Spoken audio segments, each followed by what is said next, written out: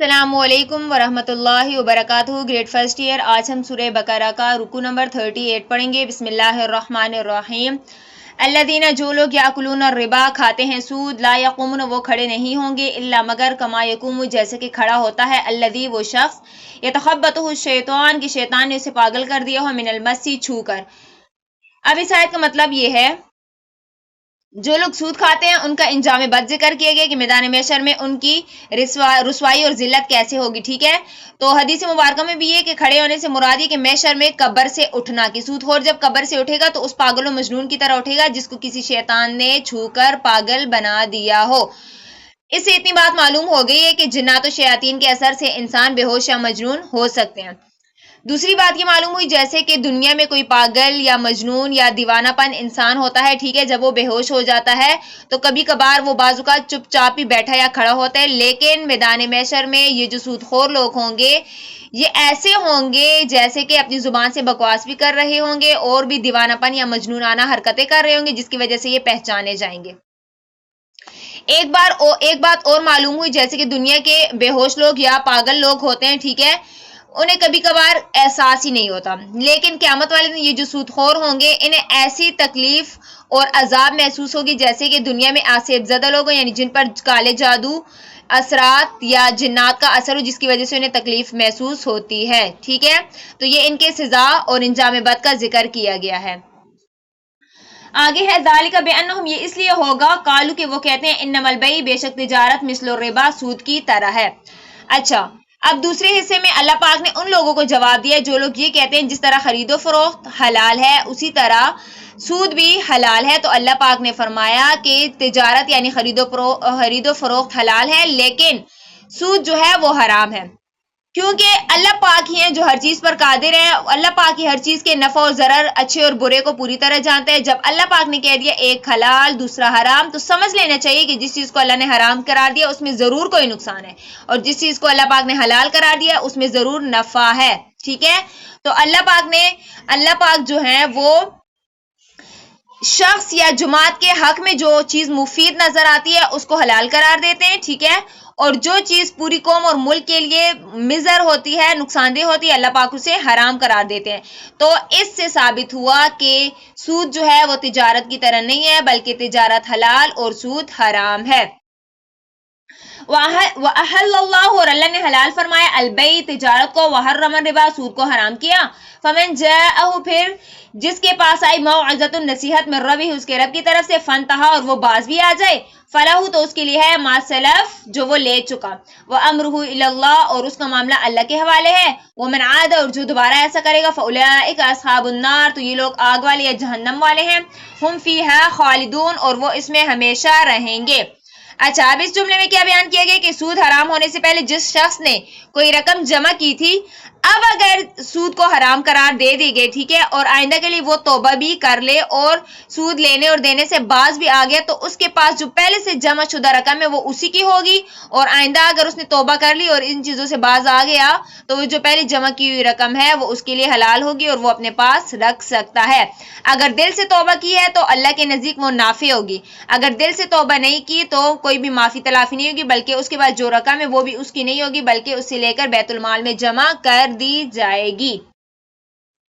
یمحق اللہ الربا، اللہ مٹاتا ہے سود کو، ویربی، اور بڑھاتا ہے الصدقات، صدقات کو، واللہ، اور اللہ پاک لا یحب، پسند نہیں کرتا، کل کفار، ہر ناشکرے کو، اثیم، گناہگار کو۔ اچھا، اب اس آیت میں کیا بیان کیا گیا کہ اللہ پاک جو ہے وہ سود کو مٹاتے ہیں اور صدقات کو بڑھاتے ہیں، ٹھیک ہے۔ اب سود اور صدقہ یہ دونوں ایک دوسرے کے متضاد ہیں، اپوزٹ ہیں، مخالف ہیں، ٹھیک ہے۔ فائدہ تو دونوں سے ہوتا ہے، حقیقت میں اگر ہم آنکھوں سے بھی دیکھا مشاہدہ کریں تو جن کے پاس جو لوگ سود کا کاروبار کرتے ہیں ان کے پاس مال بھی زیادہ نظر آتا ہے، ساز و سامان، عیش و عشرت کی چیزیں، راحت کے سامان بھی زیادہ نظر آتا ہے، لیکن اللہ پاک نے خود فرمایا کہ سودخور کا مال اگرچہ بڑھتا ہوا نظر آتا ہے مگر وہ بڑھنا ایسے ہوتا ہے، مثال کے طور پر آپ ایسے سمجھیں کہ کسی انسان کے بدن میں ورم پڑ جائے، یعنی اس کا جسم پھول رہا ہو، ٹھیک ہے، سوج رہا ہو، تو وہ جو ورم کی زیادتی ہوتی ہے وہ بدن ہی کی زیادتی ہوتی ہے نا، جسم کا حصہ ہوتا ہے. لیکن جب کوئی عقل مند سمجھدار انسان ہوتا ہے وہ اس زیادتی کو پسند نہیں کرتا، کیونکہ وہ جانتا ہے یہ جو سوجن ہے، یہ جو ورم جسم میں پڑے، یہ جو جسم میں ورم وغیرہ پڑے، یہ موت کا پیغام لے کر آ رہے ہیں. تو اس وجہ سے کہا سود کا مال اگرچہ کتنا ہی بڑھ رہا ہو اس میں راحت نہیں ہے، بلکہ اس سے برکت ہمیشہ کے لیے ختم ہو جاتی ہے. مثال کے طور پر اب کسی کو یہ بھی شبہ ہو سکتا ہے کہ سود خوروں کو تو بڑی سے بڑی راحت اور عزت حاصل ہے، وہ بنگلوں کے بھی مالک ہیں، ان کے پاس عیش و آرام کا ساز و سامان بھی ہے، کھانے پینے رہنے سہنے کی ضروریات بلکہ فضولیات چیزیں بھی ان کے پاس ہیں. لیکن اگر غور کیا جائے تو ہر شخص سمجھ لے گا کہ سامان راحت اور راحت میں بڑا فرق ہے. مثال کے طور پر فیکٹری اور کارخانوں میں جو راحت کے لیے یعنی آرام دہ سامان وغیرہ بنتے ہیں وہ انسان خرید تو سکتا ہے، ٹھیک ہے، گھر میں بھی لے کر آ سکتا ہے، لیکن نیند جو ہے وہ راحت ہے، وہ سامان راحت نہیں ہے. لیکن نیند کے لیے جو تمام اسباب، تمام سامان اس نے اپنے لیے گھر میں اکٹھے کر لیا، مہیا کر لیا، اس کے باوجود اسے نیند نہیں آتی. مثال کے طور پر آپ امریکہ میں دیکھیں یا انگلینڈ یا یورپ کے لوگوں کو دیکھیں کہ اس میں وہاں پر 70% جو لوگ ہیں وہ نیند کی گولیاں لے کر سوتے ہیں. اور اگر ان کا اور بھی زیادہ مشاہدہ کیا گیا کہ بعض اوقات وہ جو نیند کی گولیاں ہوتی ہیں وہ بھی ان کے لیے فائدہ مند نہیں ہوتی. تو اس سے بھی ثابت ہوا یہ جو سودخور لوگ ہیں انہوں نے سامان راحت اور راحت کو ایک ہی چیز سمجھ لیا، حالانکہ سامان راحت اور راحت میں فرق ہے. سامان راحت سے مراد آپ آرام دہ اور راحت کے لیے یعنی اپنی خوشی کے لیے جو سامان اسباب مہیا کرتے ہیں وہ مراد ہے، اور راحت سے مراد مثال کے طور پر آپ نیند لے لیں کہ بعض لوگوں کو جو غریب اور مفلس لوگ ہوتے ہیں ان کے پاس آرام دہ چیزیں اور اسباب نہیں بھی ہوتی لیکن پھر بھی انہیں آرام و سکون مل رہا ہوتا ہے. اس کے برعکس آپ دیکھیں جو بنگلے کوٹھیوں میں رہتے ہیں ان کے پاس اگرچہ اسباب زیادہ ہوں راحت کے، لیکن پھر بھی انہیں سونے کے لیے یا نیند کے لیے نیند والی گولیاں لینی پڑتی ہیں. تو اسی لیے اللہ پاک نے فرمایا کہ سود سے اگرچہ مال بڑھتا ہوا نظر آتا ہے لیکن اس میں برکت نہیں ہوتی، اور صدقے سے اگرچہ مال کم نظر آتا ہے لیکن اس میں برکت زیادہ ہوتی ہے. اگلی آیت میں اللہ پاک نے کیا فرمایا، یعنی اللہ پاک ناپسند کرتے ہیں ہر کفر کرنے والے کو اگرچہ وہ کسی قسم کا بھی گناہ کرے، ٹھیک ہے. اب اس میں اشارہ ان لوگوں کی طرف ہے جو لوگ سود کو حرام ہی نہیں سمجھتے، تو ظاہر ہے وہ کفر میں مبتلا ہیں، اور جو سود کو حرام تو سمجھتے ہیں لیکن سود خوری سے یا سود کے کاروبار سے باز نہیں آتے، تو ظاہر ہے وہ گناہگار اور فاسق ہیں. اور اللہ نے فرمایا کہ میں ان دونوں قسم کے لوگوں کو پسند نہیں کرتا. ان الذین آمنوا، بے شک جو لوگ ایمان لائے، وعملوا الصالحات اور نیک اعمال کیے، واقاموا الصلاۃ اور نماز قائم کی، وآتوا الزکاۃ اور زکوٰۃ ادا کی، لہم اجرہم ان کے لیے اجر ہے، عند ربہم ان کے رب کے ہاں، ولا خوف علیہم نہ ان پر خوف ہوگا، ولا هم یحزنون اور نہ وہ غمگین ہوں گے. یا ایھا الذین آمنوا، اے ایمان والو، اتقوا اللہ، ڈرو اللہ پاک سے، وذروا اور چھوڑ دو ما بقیہ جو باقی رہ گیا، من الربا سود میں سے، ان کنتم مؤمنین اگر ہو تم مومن. اس آیت کا شان نزول ہے، اپنے پاس نوٹ کیجئے گا، ٹھیک ہے. شان نزول یہ ہے کہ بنی ثقیف اور بنی مخزوم یہ دو قبیلے تھے، ان کا آپس میں سودی معاملہ تھا، ٹھیک ہے. بنو ثقیف کے لوگوں کا کچھ سودی مطالبہ جو تھا وہ بنی مخزوم کی طرف رہ گیا تھا. بنو مخزوم تو مسلمان ہو گئے تھے، اس آیت کے نازل ہونے کے سے پہلے مسلمان ہو گئے تھے، لیکن جب یہ حرمت ربا یعنی سود کو حرام کرنے والی آیت نازل ہوئی تو انہوں نے کہا کہ اب ہم مسلمان ہو چکے ہیں، اس لیے ہم اپنے اسلام کی حالت میں جو کچھ ہم نے کمایا وہ ہم سودی معاملات میں نہیں خرچ کریں گے. تو ظاہر ہے یہ جھگڑا مکہ مکرمہ میں پیش آیا تو اس وقت مکہ فتح بھی ہو چکا تھا. تو نبی علیہ السلام کی طرف سے مکہ کے امیر حضرت معاذ رضی اللہ تعالی عنہ تھے، انہوں نے اس جھگڑے کا فیصلہ آپ علیہ السلام کی خدمت میں لکھ کر بھیج دیا تھا. تو تب یہ آیت نازل ہو گئی تھی کہ اے ایمان والو اگر تم مومن ہو تو اس معاملے کو اور اس سودی رقم کو چھوڑ دو جو کہ باقی رہ گئی ہے. تو اس وجہ سے بنو ثقیف نے اپنا معاملہ چھوڑ دیا تھا، اور بنو مخزوم نے بھی انہوں نے جو ان سے سودی رقم وغیرہ مانگنے کا مطالبہ کیا تھا تو بنو مخزوم نے انہیں نہیں دیا تھا کیونکہ وہ مسلمان ہو چکے تھے، اور بنو ثقیف ابھی تک مسلمان نہیں ہوئے تھے. فَإِن لَمْ تَفْعَلُوا، پھر اگر تم نے ایسا نہ کیا، فَأَذَنُوا تو اعلان سن لو، بِحَرْبٍ جنگ کا، من اللہ کی طرف سے، وَرَسُولِهِ اور اس کے رسول کی طرف سے، وَإِن تُبْتُمْ اگر تم توبہ کر لو، فَلَكُمْ تو تمہارے لیے ہے، رؤوس اصل اموالکم تمہارا مال. اب اس آیت میں یہ کہا گیا ہے، ٹھیک ہے، اب اگر کسی نے اس آیت کے نازل ہونے کے بعد اب اگر کسی کے ذمہ کوئی سودی معاملے کے طور پر کوئی نقدی سامان تھا یا نقد روپے پیسے وغیرہ تھے اور اس آیت کے نازل ہونے کے بعد اس نے توبہ بھی کر لی اور اپنا حصہ چھوڑ بھی دیا تو ان کے لیے اللہ پاک نے کیا فرمایا، ان کے لیے اصل مال دیا جائے گا، یعنی قرض میں یا سود میں جو مال لیا تھا وہ مال تو واپس کر دیا جائے گا، لیکن اس کے اوپر جو بڑھا کر سود کا مطالبہ کیا جائے گا وہ سودی مال اسے واپس نہیں کیا جائے گا۔ اور جس نے توبہ نہ کی اور جس نے اللہ کے اس حکم پر عمل نہ کیا تو اللہ نے کیا فرمایا کہ میری طرف سے اور میرے رسول کی طرف سے اعلان جنگ ہے اس کے لیے۔ اچھا، خطبہ حجۃ الوداع میں نبی علیہ السلام نے یہ بھی فرمایا تھا کہ زمانہ جاہلیت میں جو سودی معاملات کیے گئے سب کا سود چھوڑ دیا گیا، اب ہر شخص کو اصل رقم ملے گی، سود کی زائد رقم نہ ملے گی، نہ تم زیادتی وصول کر کے کسی پر ظلم کر سکو گے، نہ کوئی اصل راس المال میں کمی کر کے تم پر ظلم کرے گا۔ اور سب سے پہلے جو سود چھوڑا تھا وہ نبی علیہ السلام نے حضرت عباس بن عبد المطلب کا چھوڑا تھا اور ان کی بہت ہی بھاری بھرکم رقم تھی، لیکن سب سے پہلے نبی علیہ السلام نے لوگوں سے حضرت عباس کے جو قرض تھا اس کا مطالبہ نہیں کیا تھا۔ اس کے بعد اللہ پاک نے کیا فرمایا کہ اتقوا اللہ، ڈرو اللہ پاک سے۔ اچھا، لا تظلمون، ظلم نہ کرو، ولا تظلمون، اور نہ تم پر ظلم کیا جائے گا، یعنی اب جس کسی کے ذمہ اگر کسی کا قرض ہے تو وہ اس کا قرض واپس دے دے، یعنی اصل مال اصل نقد رقم جو ہے وہ واپس کر دے، لیکن اس کے اوپر جو سود وغیرہ اس نے مقرر کیا ہے وہ نہ دینے والا دے اور نہ لینے والا لے، تو اس سے یہ مراد ہے کہ نہ لینے والا اس پر ظلم کرے اور نہ دینے والا لینے والے پر ظلم کرے۔ وَإِنْ كَانَ ذُو عُسْرَةٍ، اور اگر کوئی قرض دار تنگ دست ہو، فَنَظِرَةٌ، تو مہلت دے دو اسے، إِلَىٰ مَيْسَرَةٍ، خوشحال ہونے تک، وَأَن تَصَدَّقُوا، اور اگر تم صدقہ ہی کر دو، خَيْرٌ لَكُمْ، تو یہ تمہارے لیے بہتر ہے، إِن كُنتُمْ تَعْلَمُونَ، اگر تم جانتے ہو۔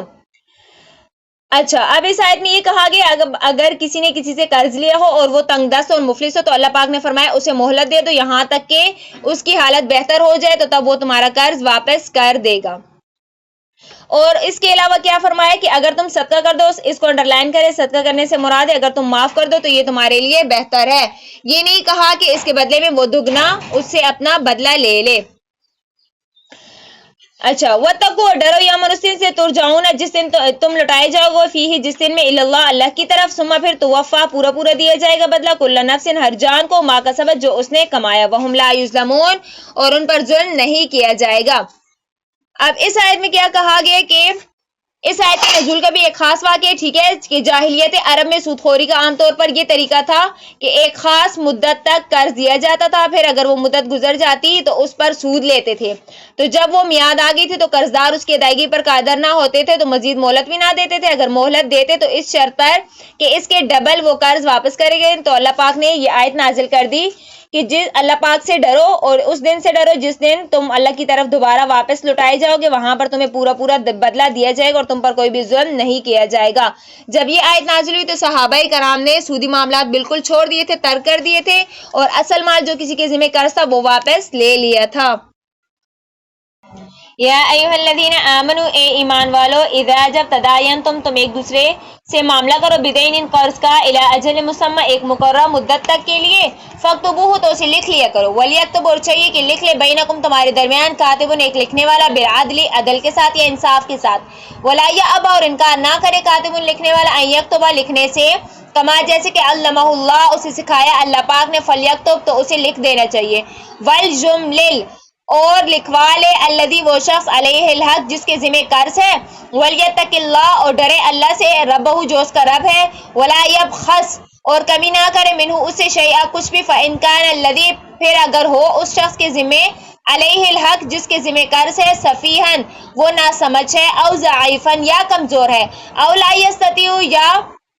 استطاعت نہیں رکھتا، یمل، یہ کہ لکھوا سکے، ہوا فلیملل، پس چاہیے کہ وہ لکھ لے، ولیہ، اس کا ولی، بالعدل، انصاف کے ساتھ یا عدل کے ساتھ، واستشہدوا، اور گواہ بنا لے، شہیدین، دو گواہ، من رجالکم، اپنے مردوں میں سے، فإن لم یکونا رجلین، پھر اگر وہ دو مرد نہ ہو، فرجل، تو ایک مرد، وامرأتان، اور دو عورتوں کو گواہ بنا لے، ممن، اس میں سے، ترضون، کہ تم راضی ہو، من الشہداء، گواہوں کے طور پر، ان تضل، یہ کہ بھول جائے، احداہما، ان دو عورتوں میں سے ایک، فتذکر، پس چاہیے کہ یاد دلا دے، احداہما، ان دونوں میں سے ایک، الاخری، دوسری عورت کو، ولا یأبی، اور انکار نہ کرے، الشہداء، گواہ، اذا، جب ما دعوا، انہیں بلایا جائے گواہ کے لیے،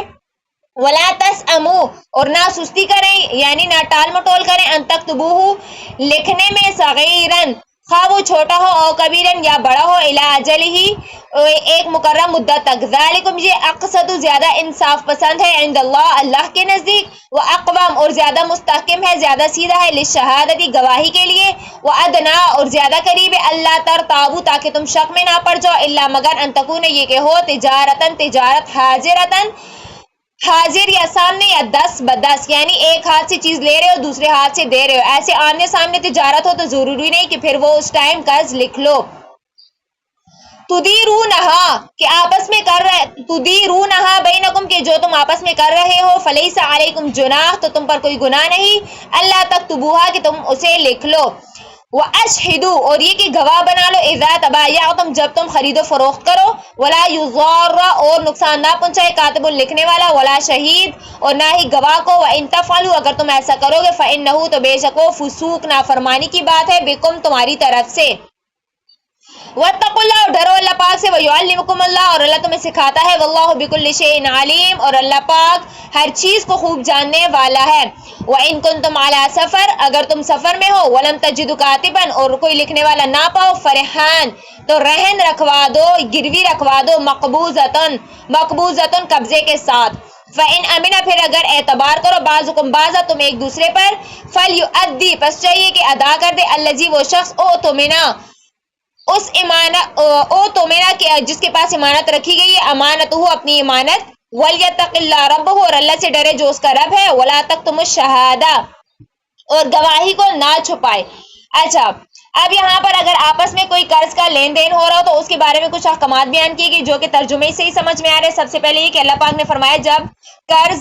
کا لین دین ہو رہا ہو معاملہ ہو رہا ہو تو اس وقت چاہیے کہ دونوں آدمی آپس میں ایک تیسرے کو مقرر کریں جو کہ لکھنا پڑھنا جانتا ہو اور ایک مقرر میعاد یا وقت وہ لکھ لے تاکہ بعد میں تم سے اگر بھول بھی جائے تو کوئی مسئلہ نہ بنے، اور دوسرا یہ حکم دیا کہ لکھنے کے ساتھ ساتھ جو لکھ رہا ہے اس پر بھی اور جو قرض آپس میں دو لے رہے ہیں وہ بھی 2 گواہ مقرر کر لے اور دونوں گواہ مرد ہونی چاہیے، اگر دونوں مرد موجود نہ ہو ایک مرد ہو تو اس صورت میں ایک مرد اور 2 عورتوں کو مقرر کر لے، اور 2 عورتوں کو ایک مرد کی جگہ اس لیے مقرر کرے کہ اگر دونوں عورتوں میں سے ایک سے معاملہ بھول گیا ہے تو دوسری عورت اسے یاد کروا لے۔ پھر اگر تجارت ہو یعنی قرض وغیرہ نہ ہو، یعنی جیسے کہ بازار میں ہم پیسے دیتے ہیں اس کے بدلے میں کپڑے یا جویلری یا جو چیز لیتے ہیں تو اس صورت میں لکھنا چاہے تو تب تو جائز ہے، لیکن اگر نہ لکھے تو کوئی گناہ بھی نہیں ہے کیونکہ اس صورت میں بے وغیرہ یعنی خرید و فروخت کا معاملہ اسی وقت ختم یا مکمل ہو جاتا ہے۔ پھر اس کے علاوہ اب اگر کسی کو گواہ بنا لیے تو جب انہیں کہا جائے کہ گواہی دینے کے لیے آؤ تو انہیں چاہیے کہ گواہی دینے کے لیے آئیں، نہ انکار کریں نہ سستی کرے۔ تیسرا حکم یہ دیا اب اگر کسی نے اس گواہ کو نقصان پہنچا دیا تو وہ کیا ہے؟ فسق ہے، یعنی سب سے بڑی نافرمانی ہے اس بندے کی طرف سے جس نے اس گواہ کو نقصان پہنچایا، جیسے کہ عام طور پر ہوتا بھی ہے۔ اور ایک حکم یہ دیا اگر تم سفر کی حالت میں ہو تمہارے پاس کوئی ایسا آدمی نہیں جو لکھنا پڑھنا نہ چاہتا ہو یعنی جو لکھ نہیں سکتا قرض، یا ایسا ہے جس کو تم قرض دے رہے ہو بس اس کے علاوہ تیسرا آدمی نہیں، تو پھر تمہیں چاہیے کہ اگر ایک دوسرے سے خوف نہیں ہے امن کی حالت میں ہو اور ایک دوسرے پر اعتبار ہے تو ایسا کرو کہ دوسرے کے پاس امانت کے طور پر رکھوا لو، جیسے کہ گروی یا رہن وغیرہ لوگ رکھواتے ہیں۔ قرض اگر ادا نہ ہو تو کوئی لوگ اپنا بزنس یا گھر وغیرہ یا کوئی جویلری سیٹ گولڈ وغیرہ رہن یعنی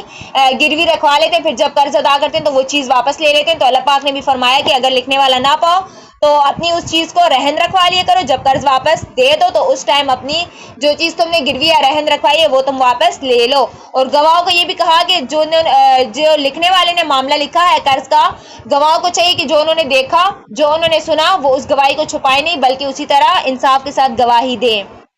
للہ اللہ کے لیے ہے ما فی السماوات جو کچھ آسمانوں میں ہے، وہ ما فی الارض جو کچھ زمینوں میں ہے، وان تبدوا اگر تم ظاہر کرو ما فی انفسکم جو تمہارے دلوں میں ہے، او تخفوہ یا تم اسے چھپاؤ،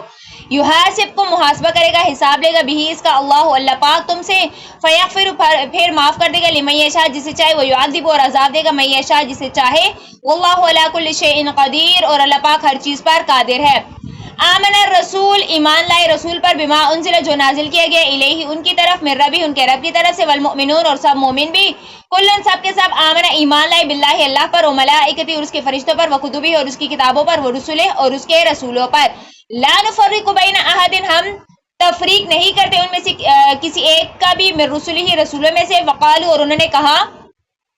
سمعنا ہم نے سن لیا، واطعنا اور ہم نے اطاعت کی، غفران کا بخش دے ہمارے رب، ربنا اے ہمارے رب، والیک المصیر اور تیری ہی طرف لوٹنا ہے یا پلٹنا ہے، لا یکلف اللہ نفسا، لا یکلف ذمہ داری نہیں ڈالتا اللہ پاک نفسن کسی جان پر الا مگر وسعہا اس کی طاقت کے مطابق، استطاعت کے مطابق، لہا اس کے لیے ہے ما کسبت جو اس نے کمایا، وعلیہا اور اس کے اوپر وبال ہوگا مکتسبت جو اس نے کمایا یعنی برا عمل۔ ربنا اے ہمارے رب لا تؤاخذنا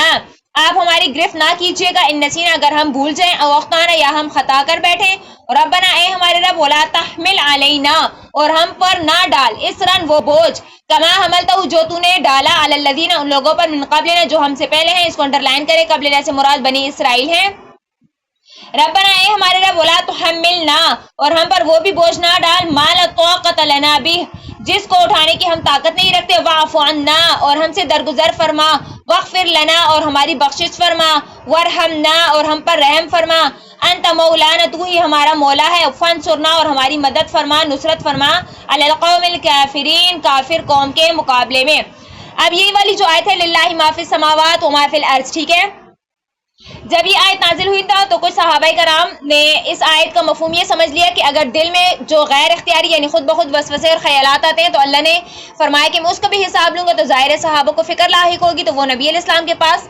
گئے اور اپنے اس فکر کو پیش کیا کہ اب کیا ہوگا، کیونکہ ایسے تو دل میں خود بخود خیالات اور وسوسے آتے ہیں تو اس پر تو ہمارا اختیار نہیں ہوتا، اور اللہ نے یہ فرمایا کہ میں اس کا بھی حساب لوں گا جو تم ظاہر کرتے ہو یا جو تم اپنے دل میں چھپاتے ہو۔ تو ظاہر اب تک تو وہی نازل نہیں ہوئی تھی، تو نبی علیہ السلام خاموش ہوئے اور انہوں نے یہ فرمایا بس تم یہ کہو کہ سمعنا واطعنا غفرانک ربنا والیک المصیر، یعنی ہم نے سن لیا، اطاعت کی، اور اے رب ہم تیری طرف لوٹنے والے ہیں۔ کیونکہ وہی نازل نہیں ہوئی تھی تو نبی علیہ السلام نے فرمایا کہ میں اپنی طرف سے تو اب کچھ نہیں کہہ سکتا کیونکہ اب تک وہی نازل نہیں ہوئی۔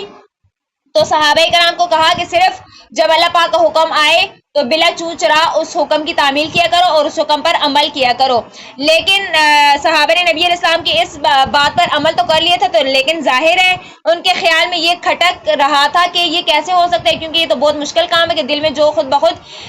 خیالات اور وسوسے آتے ہیں اس پر بھی اگر اللہ پاک حساب لے تو یہ بہت ہی مشکل کام ہے، اور ہمیں سے کوئی بھی ایسا شخص نہیں ہے جو اس سے بچ سکے۔ تو پھر اللہ پاک نے یہ دو آخری آیات نازل کی، آمن کل آمن باللہ و ملائکۃ آمن الرسول بما انزل الیہ، یہاں سے لے کر آخر تک یہ دو آیت نازل کی جس میں اللہ پاک نے یہ فرمایا لا یکلف اللہ نفسا الا وسعہا، یعنی اللہ پاک نے فرمایا کہ میں کسی جان پر اس کی استطاعت سے زیادہ بوجھ نہیں ڈالتا۔ اس آیت کے نازل ہونے کے بعد صحابہ کو اطمینان حاصل ہوا کہ اللہ پاک نے فرمایا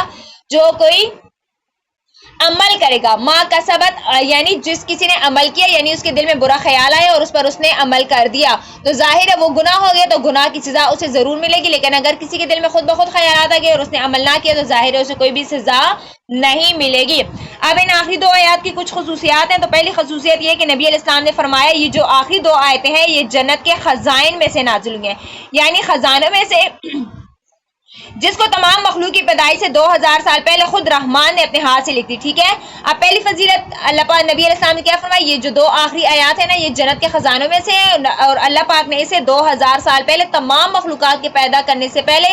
اپنے ہاتھ سے خود لکھی ہیں۔ اچھا، دوسری خصوصیت یہ ہے کہ نبی علیہ السلام نے یہ فرمایا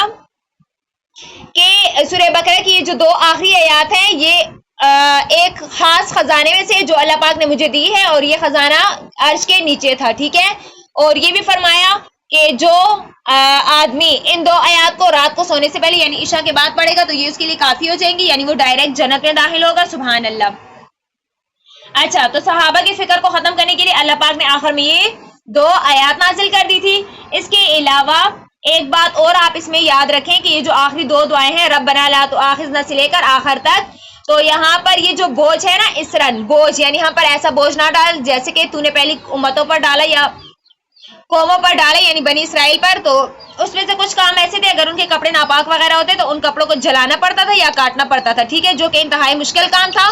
تو اس وجہ سے یہاں پر وہ دعائیں کی گئی ہیں، یعنی جیسے بنی اسرائیل پر عذاب وغیرہ نازل ہوتے تھے اور ان کی توبہ اس صورت میں قبول ہوتی تھی جب وہ آپس میں اپنے رشتہ داروں کو یا آپس میں ایک دوسرے کو قتل کرتے تب ان کی وہ توبہ قبول ہوتی تھی۔ تو یہاں پر ان دو دعاؤں میں یہ ہم اللہ پاک سے عرض کر رہے ہیں یعنی دعا مانگ رہے ہیں کہ جیسے پہلی امتوں پر بوجھ ڈالے گئے تو اس طرح ہم پر بوجھ نہ ڈال، کیونکہ ہم ایسے بوجھ کو اٹھانے کے قابل نہیں ہیں. یا اللہ پاک کہ ہمیں معاف کر دے، ہم پر رحم فرما، ہماری بخشش فرما. اور دوسرا یہ کہ جیسے ان پر عذاب نازل ہوئے ویسے عذاب ہم پر نازل نہ فرما. تو یہاں پر یہ دو دعائیں مراد ہے، ٹھیک ہے. یعنی بوجھ سے مراد بنی اسرائیل پر جو عذاب وغیرہ اور جو ان پر مشکلات اور مشکل حکم نازل کیے گئے تھے وہ مراد ہے، یعنی ایسے مشکل احکامات ہم پر نازل نہ کر دے. اچھا، تو آپ بھی اب اس بات پر عمل کریں کہ رات کو سونے سے پہلے یہ 2 آیات پڑھ لیا کریں. سورہ بقرہ مکمل ہو چکی ہے اور سبق بھی یاد کیجیے گا، دوبارہ آپ کے لیکچر بھی ریپیٹ نہیں ہوں گے. اپنا خیال رکھیے گا. وآخر دعوانا الحمدللہ رب العالمین، فی امان اللہ.